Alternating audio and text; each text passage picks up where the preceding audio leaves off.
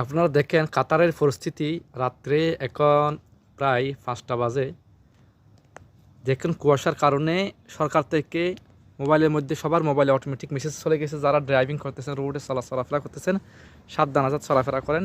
দেখেন কুয়াশার কী অবস্থা।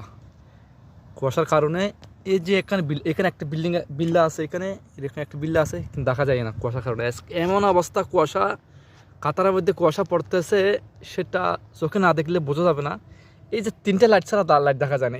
এখানে একটা লাইট, এখানে একটা লাইট, এর ফর লাইটও কিন্তু আছে, এই দেখা যায়, কিন্তু কুয়াশার কারণে দেখা যাচ্ছে না। দেখেন লাইটের কী অবস্থা, টোটালি লাইট দেখা যাচ্ছে না কুয়াশার কারণে।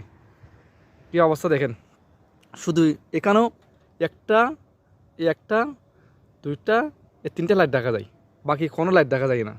এরপরও লাইট আছে কিন্তু কুয়াশার কারণে দেখা যাচ্ছে না। এই জন্য ড্রাইভিং করতে সেফলি আস্তে আস্তে গাড়ি চালানোর জন্য বলা হয়েছে সরকার পক্ষ থেকে সবার কাছে অটোমেটিক মোবাইলে নোটিশ পাঠাইছে সরকার পক্ষ থেকে।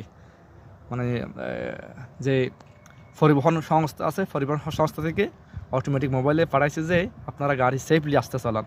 কারণ কাতারের অবস্থা বিশেষ জায়গায় কুয়াশার কারণে চলতেছে, রাস্তা দেখা যাচ্ছে না।